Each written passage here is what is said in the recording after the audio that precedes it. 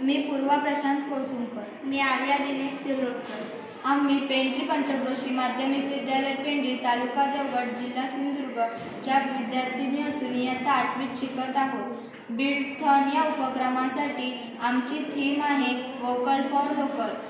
यात आम्ही निवडलेल्या प्रकल्पाचे नाव हापूस आंबा झाडावरील फळमाशीच्या नियंत्रणासाठी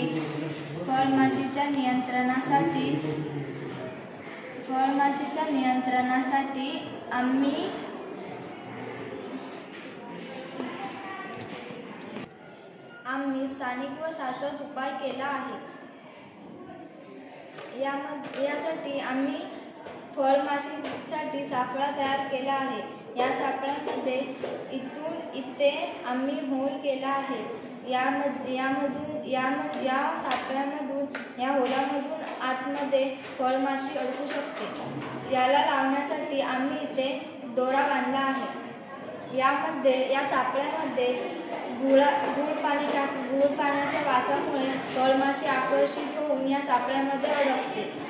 यासाठी आम्ही इथे 1 लिटर पाण्यामध्ये 100 ग्रॅम गूळ घालून इथे या सापळ्यामध्ये गूळ पाणी ठेवलं आहे।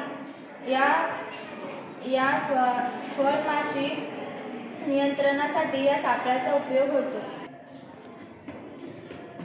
झाडाचा घेर बघून याप्रमाणे आणखी सापळे तयार करता येतात। तसेच याच्यापेक्षा मोठा सापळा तयार करून जमिनीवर देखील ठेवता येतो। फळमाशी नियंत्रणासाठी या सापळ्यांचा उपयोग होतो। हापूस आंबा झाडावरील फळमाशी नियंत्रणासाठी स्थानिक व शाश्वत उपाय करण्यासाठी सेंद्रिय कीटकनाशकाचा उपयोग केला आहे। आम्ही त्यामध्ये कडुलिंब, लसूण, मिरची याचा उपयोग केला आहे। त्यांची पेस्ट बनवून 24 तास ठेवून दुसऱ्या दिवशी त्याला गाळून एक द्रावण तयार केले आहे आणि नंतर त्याच्यात स्टिकर म्हणून हँडवॉश टाकला आहे। यामध्ये यापासून पिकांवर कोणताही रासायनिक अवशेष राहत नाही, मातीतील उपयुक्त जीवाणूंची हानी होत नाही आणि पिकांचे उत्पादन व गुणवत्ता टिकून राहते।